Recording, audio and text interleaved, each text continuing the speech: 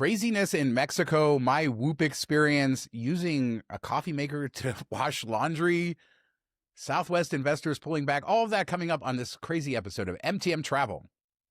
Did you not want to say panties? Whoop, there it is.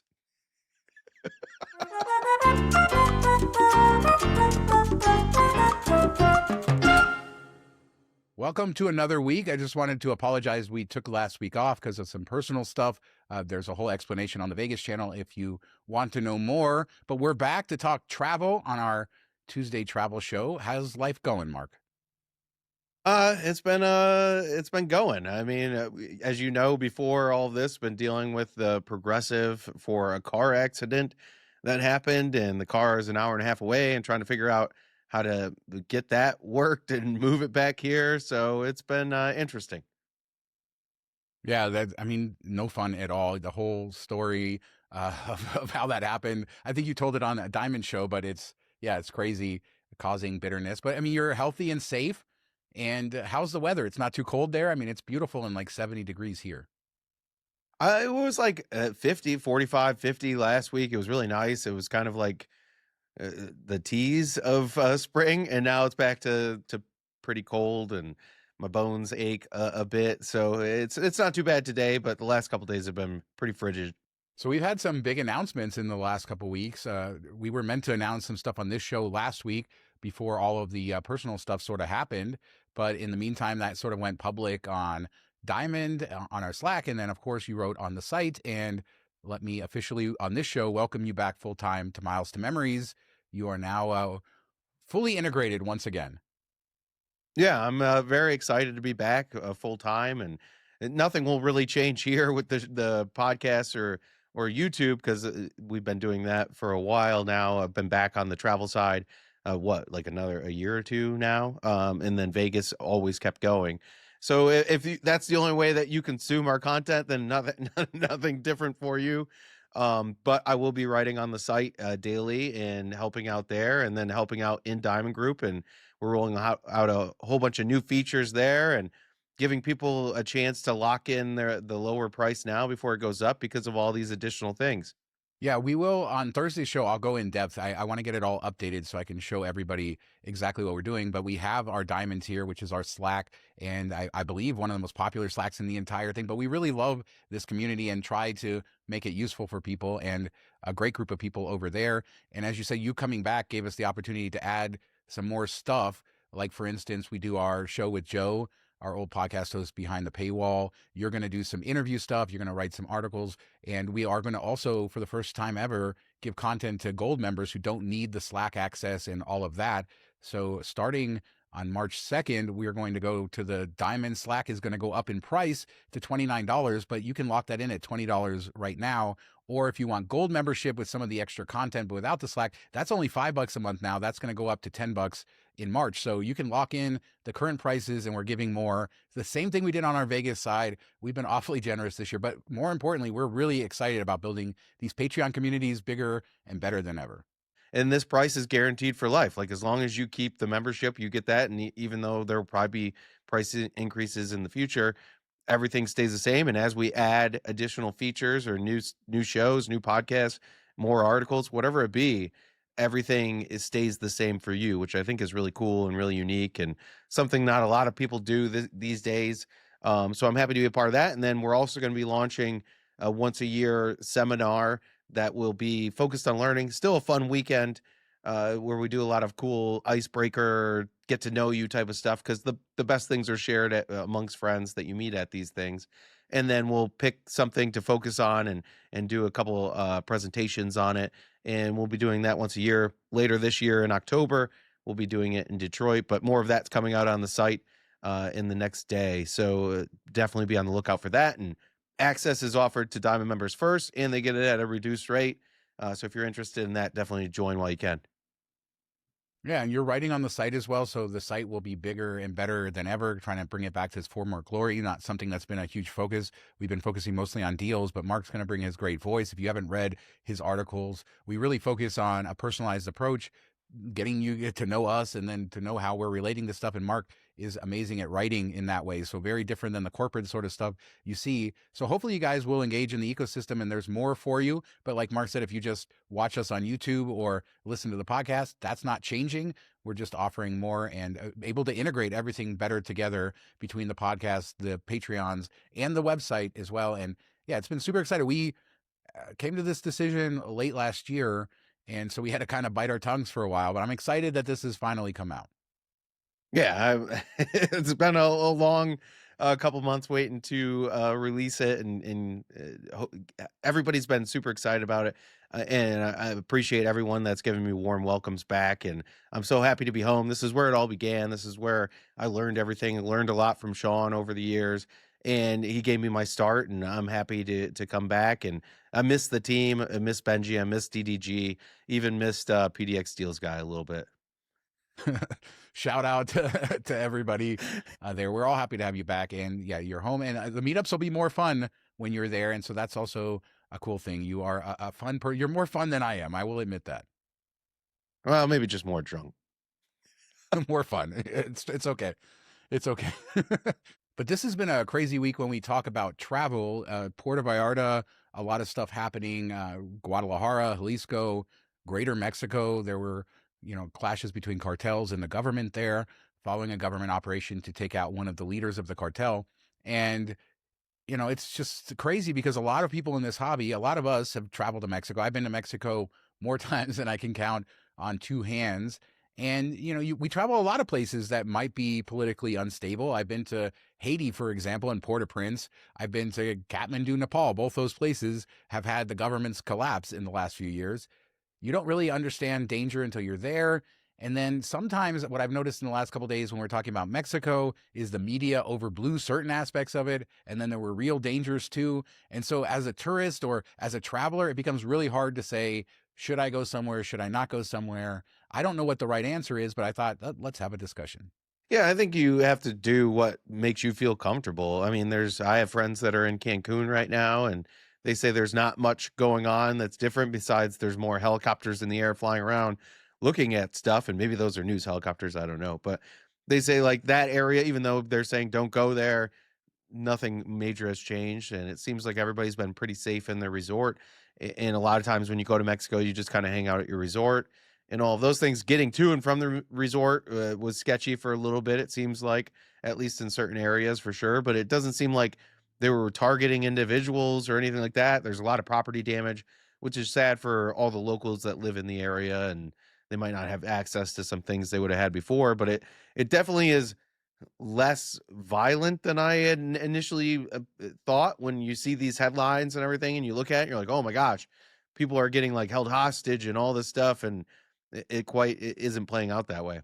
And this could be part of a wider thing that happens. So it's very important, I think, to keep your eyes on what's going on there to see if it does escalate to that. But I didn't see any images out of Mexico, for example, that I haven't seen out of our country in the last year. And I'm not trying to downplay anything. I'm saying people should be serious about this. And it's not just Mexico. Know where you're going and understand that there are some risks to things going sideways. And everywhere is not here. I don't know. I mean, I've just seen TikTok after TikTok. I'm never going to Mexico. I'll never go to Mexico again. Mexico. And it's just like, I don't know where the reality is of that. And I think that I talk to so many people here who are so afraid to go anywhere. We're not talking about Mexico. They're afraid to go anywhere out of the country because they think it's dangerous. And I've just traveled so much that I know it's not true. And so it just goes back to the whole thing of, can you talk yourself out of anything? Yes. But should you just be proactive? Yes. And try to figure it out. For me, if I had to say what my opinion is on this today, I don't think my wife is currently on a cruise going down to Cabo.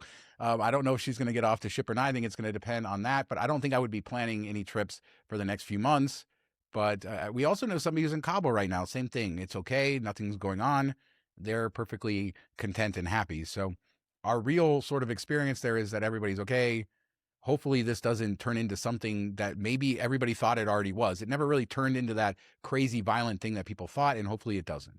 Yeah, you never know. Things can turn quickly, and so that is a fear for sure. And if you have an upcoming trip and you want to cancel it, by all means, do that. And hopefully you can rebook it for something else. And at least it seems like a lot of the brands are giving people outs. And then we've seen if you book with miles, it's much easier to cancel now, which is a nice perk of everything that happened since COVID. So you do have some flexibility there if you need it.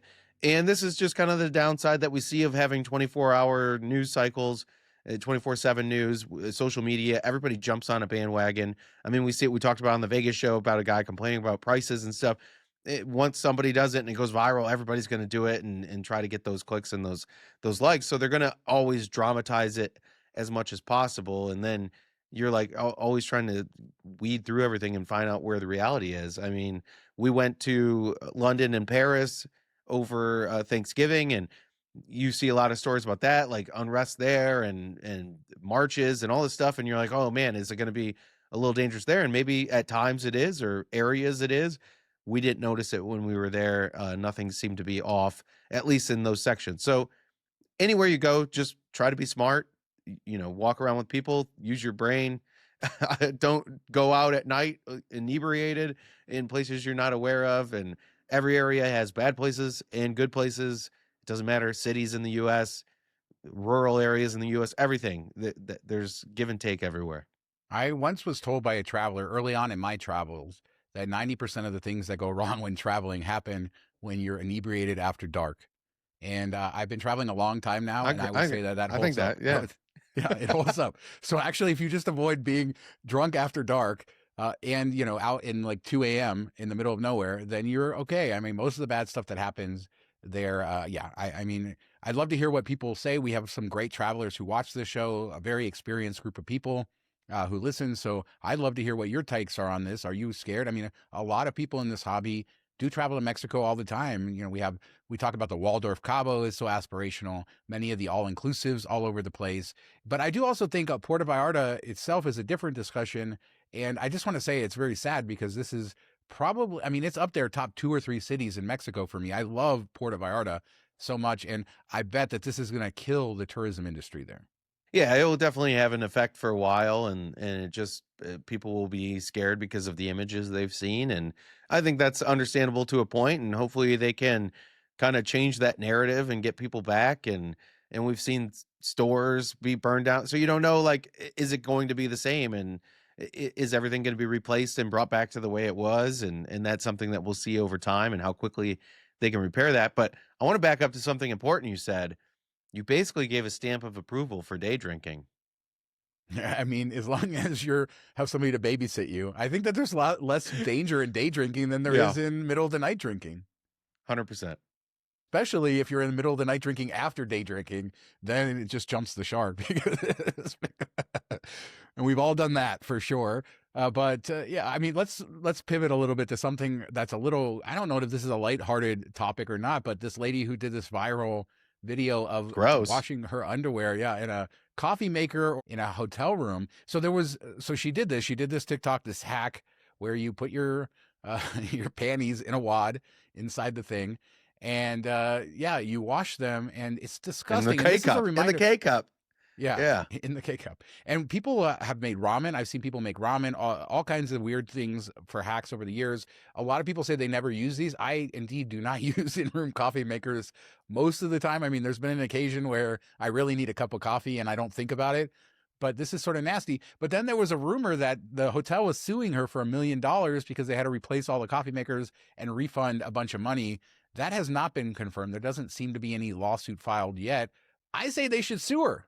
Yeah, I don't know how far they'll get, and people don't know exactly the hotel, maybe, and I don't believe any of that. But there should definitely be some type of penalty for this or charge her a fee. I mean, if we have the fake smoking fees for $300, she should get some type of big fine against her at least for doing this. But yeah, I've used the K cups because I never even thought that people would put their underwear in the K cups. It just blows my mind. One, guys couldn't do that. I don't think I could fit my boxers into that little K cup. Like women underwear, sure. I guess if you wear whitey tighties, maybe you can. But I knew, like, when they had the old coffee makers where you'd put the hot water in there, people would use that for stuff. But what's wrong with just washing your underwear in the sink if you need to do it, or in the bathtub with some soap and hang it out to dry? Why do we need to do it through like the coffee maker? That doesn't make any sense. because it rushes the hot water over the underwear and gives it it's Gross. ridiculous. Would you want some to use a coffee maker with somebody else's underwear in it? No. So then don't put your underwear in the coffee maker. Don't do to other people what you wouldn't want done to yourself. And as you point out, we've talked about laundry. I mean, I've traveled for years at a time, like been on the road long term. And so laundry is a real actual thing that you have to deal with. And we've talked about that. I talked about with Joe. And yes, Mark, I've washed plenty of pairs of underwear in the sink. It's not a big deal. I mean, it's just not. It's how you use your hands, and what are we doing here in this society? It's for millions of views. We're back to wanting millions of views. This is the story of today. Oh my God! But just think Yeah, about other that's the people. only reason. That's the only reason she did it. She's probably never washed her underwear in a coffee maker before and was like, "Hey, I'm going to make this TikTok. This is great." And when we got stranded in Germany, when we went from Munich to Frankfurt and we did the EU, what is it, 261, whatever, all that stuff, got the 600 euros for getting stuck there overnight. We didn't have our clothes with us. We had checked our bags. And so I had to wash underwear in the tub, hung it up on the towel rack or whatever, and hope they dried out for the next day. I never even considered. Now, if you had the old style coffee maker where you're getting the scorching hot water into a pot, which I don't think anybody has anymore, I could see pouring that hot water over it in the sink or something, but never putting it in a K cup. Like, come on, those don't get cleaned. So I'm about to say something I've never said in all of the shows, all of my writing. A tip for travel: the underwear that I use, they're called ex officio, and they're boxers, boxer briefs, but they're actually designed for travel. They're super comfortable. They're kind of really expensive, like 20 bucks a pair or something, but they moisture wick and they dry within an hour. And actually, the whole reason for this brand, and I don't do it like this, it was designed for like hikers and travelers, so you could have two pairs of underwear and then just wash one every day and alternate between them. I don't do it quite like that, but there are better. I mean, I don't know why I've never said that. I guess I don't want to talk about my underwear, but this is a brand like highly recommended from 20 years of travel, the best travel underwear. And I'm sure, and they do have ladies versions too. Yeah, Sean just gave you the cure for swamp ass. There you go. If you haven't turned off the show by now, let's talk Whoop. I guess I can talk Whoop because I have the Whoop band right here. And I don't want to talk about it too much. I mean, I didn't even know what Whoop was, Mark, before they announced the Sapphire Reserve benefit. I had never actually heard of it, but it's an advanced fitness tracker, sleep tracker. It tracks even your blood pressure, your blood oxygen. So it's many steps, I would say, beyond like what you can get with an Apple Watch. But the really crazy thing about Whoop is that you don't actually buy the hardware. It's all a software services subscription company. So for the first year, you pay $359. That's a year for their like top subscription. You can get cheaper ones. But with Sapphire Reserve, you get that for free. So basically, you're getting a year for free. And that's the only way I would suggest doing this, because I can't imagine paying $360 a year for a device that you've already paid for. And it doesn't even work if you don't have the subscription. It's not even like you can use it for anything else. That said, I really am impressed with the app. It's sleep tracking. I also have my 8 Sleep, which controls the temperature and tracks the sleep. So I've been able to compare it. It seems fairly accurate. And I love all the data. I just won't be paying $360 a year after that. I will say, so the Sapphire Reserve, it's $359. You get the $359 credit. There have been some codes flying around. None of the codes work for me. So I did end up paying like 30 bucks in taxes. So if you can get a discount code, maybe you can get it for free. If not, you'll pay some tax. I say try it out if you have the card. Why not?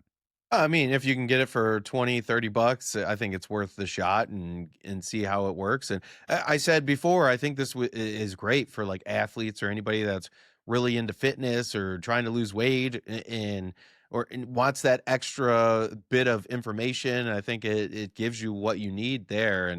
And so I could see people paying for it long term. I just don't think most of the people in this space are going to be on that track, or at least the majority aren't probably like big marathon type runner people, so they're not going to be worried about it after the first year. But I'd give it a try, and then who knows, maybe Chase will bring it back next year, or give you enough of a discount to make it worth it, like half off, and then people will be like, hey, it's probably worth 150, 200 bucks, so let's do it.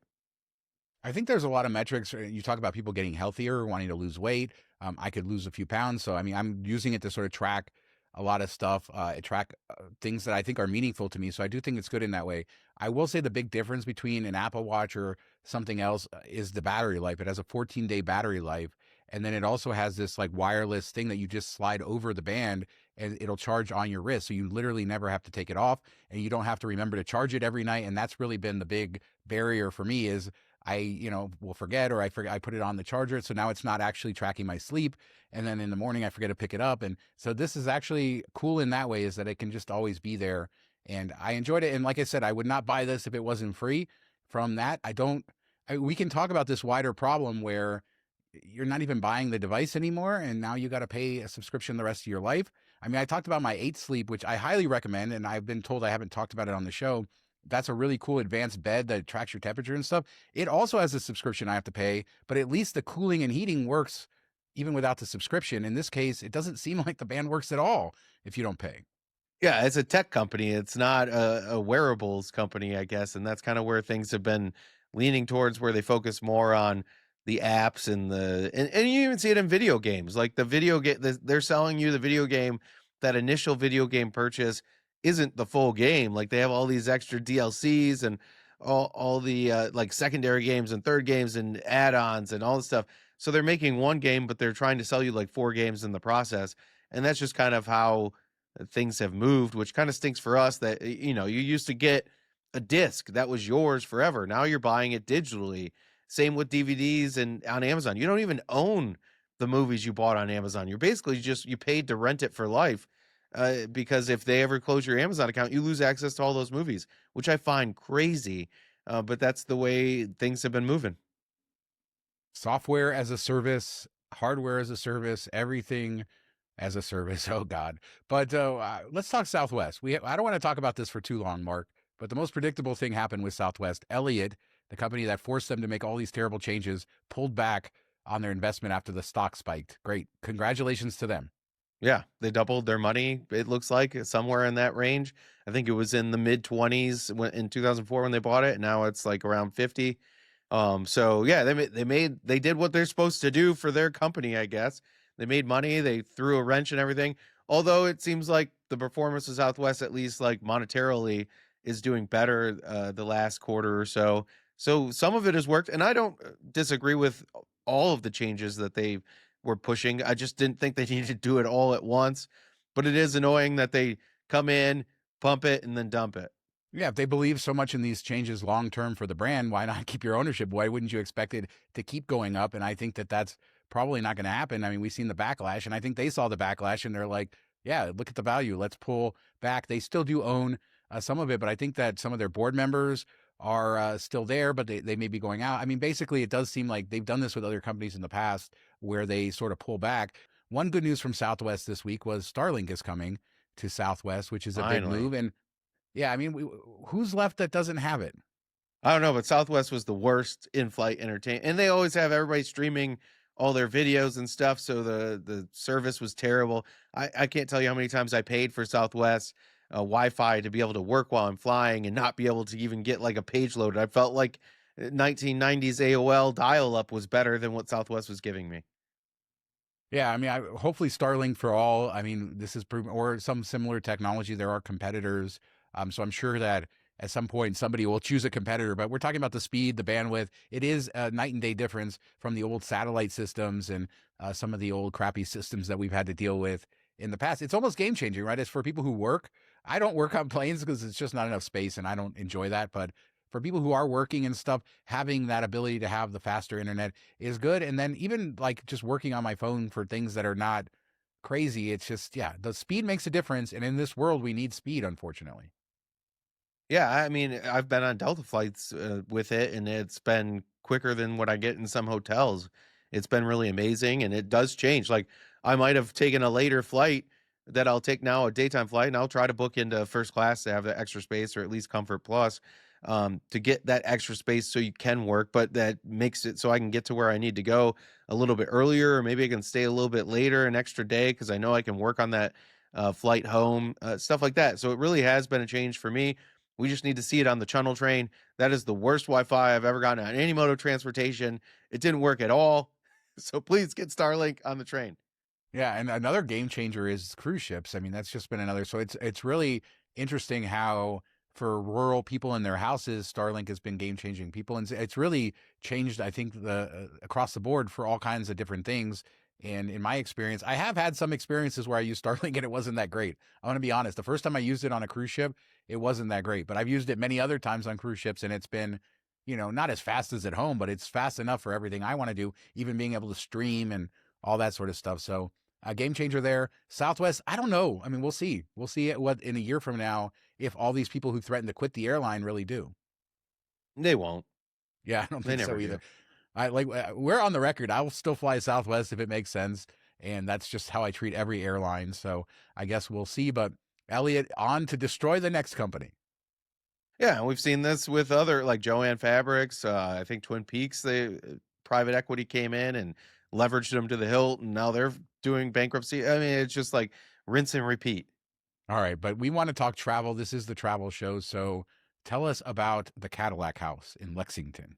Yeah, so this is kind of a niche place, but it's a beautiful building. It was built in 1860, I believe, and been open since then. And it's got a restaurant, a bar downstairs, and then rooms upstairs. And a company from Detroit bought it back in I think 2018 and put like $3.5 million renovating it. It's all got like natural wood floors, and it feels very New England-esque. Even though like the bar area looks very New England-esque, and we'll have some videos to share for you of this. But I really enjoy the property, and we used to go up there because that's where the cottage is.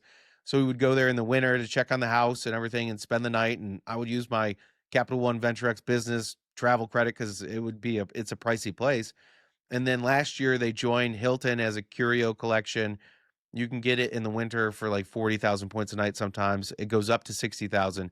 In the summer, it's still 60,000. You might need to book 2 nights there, but they're charging $350 a night type of prices, sometimes up to like 400.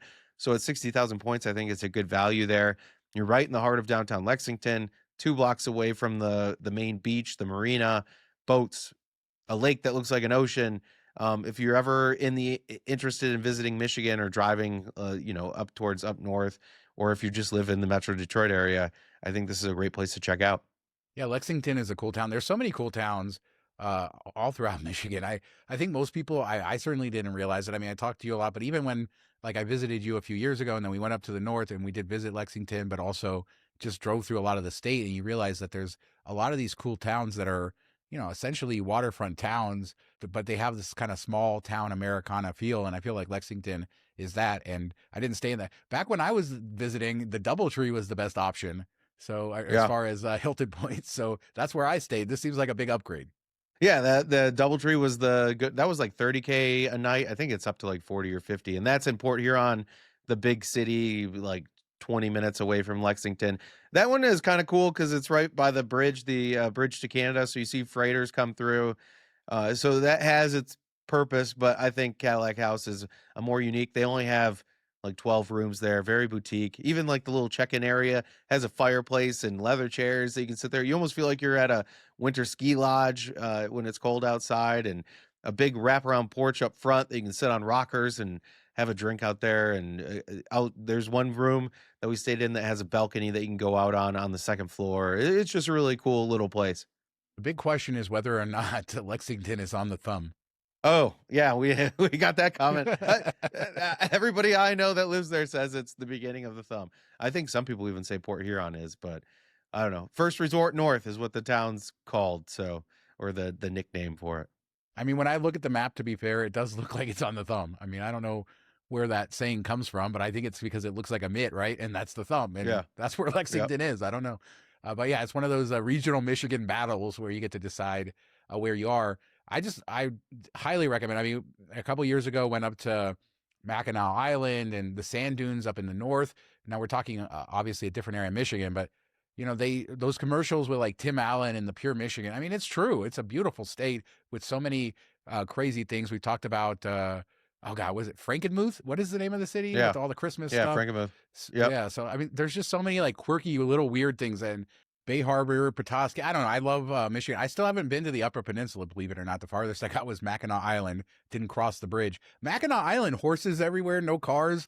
I mean, as far as unique things in this country to do, there's a lot in Michigan, and you could really go crazy. Those sand dunes are nuts, though.